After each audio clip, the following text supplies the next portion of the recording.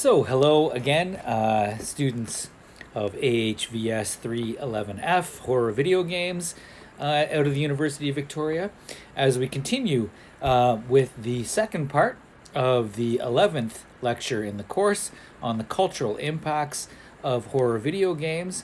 And as I indicated at the end of the last video for this lecture, we have advanced presently to the fourth slide in the accompanying PowerPoint presentation for this lecture. As we begin to explore the general aggression model, or GAM.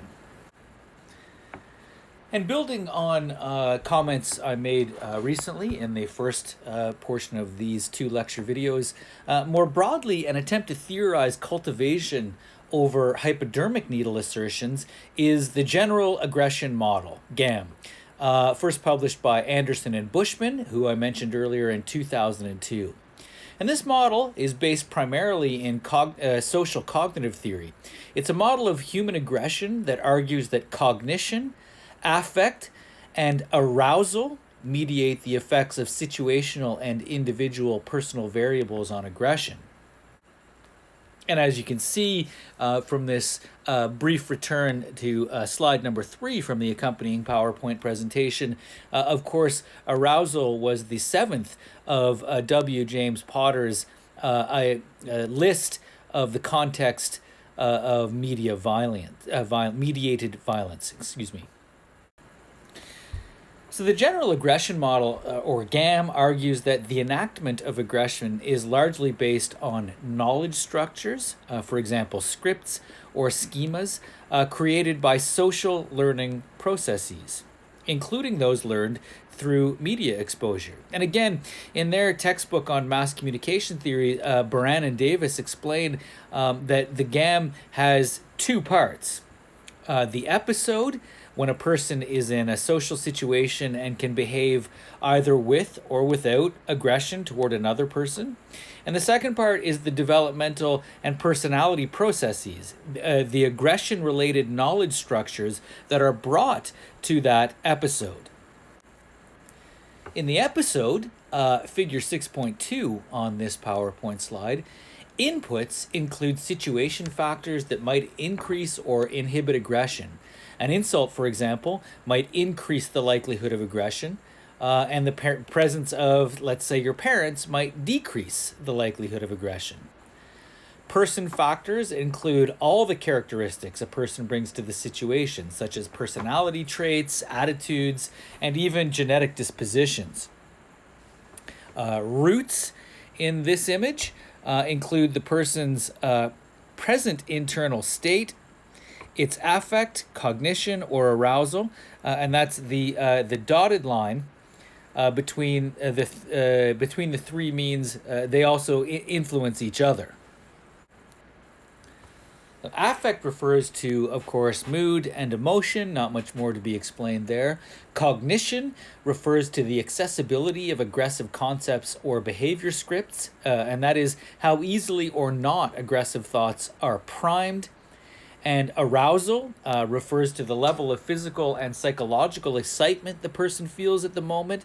And outcomes refer to what ultimately happens in the encounter, whether or not the person is violent or not. Now, the person judges the situation, makes a decision, and responds, according to this theory, either thoughtfully or impulsively, which might be associated with non-violently or violently, respectively. But it's important to remember that these appraisal and decision processes, they're the product of inputs and the roots part of the model that they traveled. And the resulting social encounter now adds to the inputs brought to the next social encounter. That is to say that if we're impulsively violent in one social encounter, that will actually influence the decision-making process of the next social encounter, either with inhibitory or disinhibitory effects. And media now enter the model as part of a person's developmental or personality processes. And these are quite clearly exemplified in the other figure in the PowerPoint slide, figure 6.1. The model asserts that repeated violent game playing increases learning, increases rehearsal, and increases the reinforcement of aggression-related cognitions. Now, these include beliefs and attitudes about aggression, the way aggression is perceived, expectations surrounding aggression, and what the theory specifically refers to as scripts or models for aggressive behavior, as well as desensitization to aggression.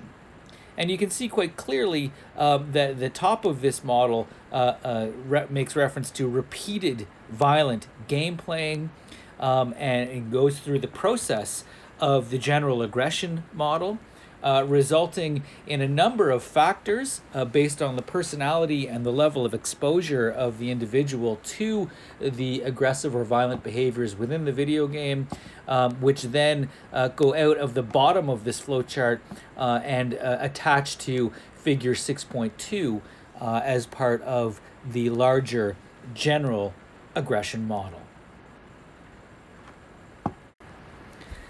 Of course, the general aggression model is not without its critics, and there's a number of problematic elements within the model. Again, I'm not going to review the entire discourse surrounding its criticism, because I think that overall it's a useful contribution to understanding the effects of video games, especially violent video games, particularly horror video games, as it has an effect on individuals psychologically or even socially. And this model, again, not without its critics. I'll leave your criticism or even disregard of the model under your own purview, but it does segue very nicely into a review of the Kaczurek article.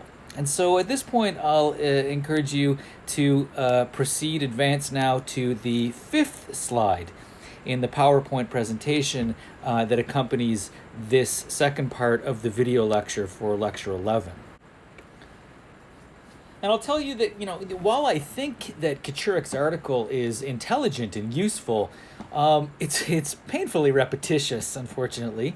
Again and again, it makes the astute, at least, observation that when violence enacted in video games is rendered ostensibly benign, it has the dangerous double effect of trivializing or even validating, in the case of American militarism, violence in general, and even worse, of trivializing violence against the identity who the monsters in horror video games may symbolically represent in a society that is replete with what's called othering. Now, according to Kaczurek, a definition we need to begin with is that of alternative blood, which is a practice in video games in which on-screen characters bleed green or other off-colored blood when killed. The practice, intended to minimize in-game violence and reduce the depiction of gore, has become common since the release of Carmageddon in 1997. And it can be deployed as a means of either placating ratings boards and censors or offering players greater in-game choice, as in the case of Serious Sam. Now, with Serious Sam, you have the choice of green blood or even candy blood, as opposed to the more realistic red blood that's available in the game. Now, Kaczurek argues that alternative blood and similar schemes often function as a type of propaganda. Kaczurek claims that by dehumanizing the victims of on-screen violence, alternative blood presents victims as monstrous. And although this is a deliberate strategy on the part of game designers, it's one that invokes, purposely or otherwise, propaganda strategies that have long been used as a political strategy to justify the marginalization, abuse, and even extermination, historically, of populations marked as undesirable. Kaczurek states that monstrousness itself can be a politically charged and slippery category, as has been evidenced by much research into the cultural significance of horror films. And by way of a little bit of review, fortunate for us, Kachurik references, for example, in Carol Clover's foundational work on the complicated positioning of gender in the slasher film, Clover compellingly argues that the young men drawn so strongly to the genre may not be delighting in the torture of the film's heroic final girl by a monstrous character so much as identifying with and rooting for her ultimate survival. A beautifully succinct and I think accurate summary of Clover's contribution to the larger discourse that we've looked at in the course. Again, Kachurik goes on to list games of immediate relevance to our survey throughout the course. One of the most influential first-person shooter games, Kachurik says, is Doom, which lets players fight their way through demons and the undead, even as those targets looked recognizably and suspiciously human. Kachurik also references the long-running Resident Evil franchise, which sets players against a horde of zombies that turn out to be the result of illegal experimentation conducted by the Umbrella Corporation, but who are otherwise our human comrades. And in Silent Hill, Kachurik says, players confront demons, phantoms, and creatures that parasite human hosts, who in turn themselves become monstrous.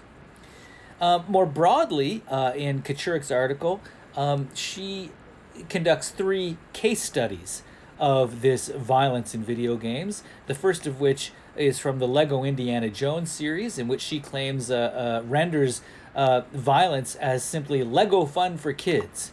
And she goes on to list the names and the images of quote-unquote natives or quote-unquote savages in the game, which are highly stereotypical and certainly representative of the social function of othering. Her second case study is Serious Sam 3, which trades significantly on American war machismo ideology.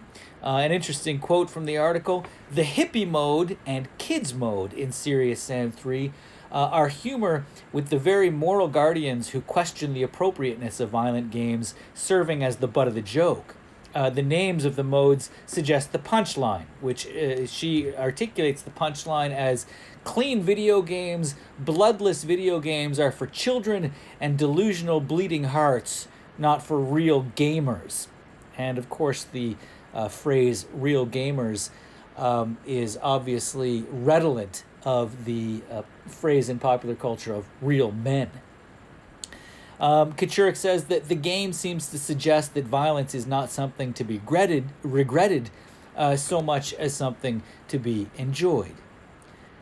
And Kachurik's last case study is Red Dead Redemption: Undead Nightmare. One of the most successful DLC packs released for Red Dead Redemption, and it combines the game's established spaghetti western aesthetic with that of a zombie movie.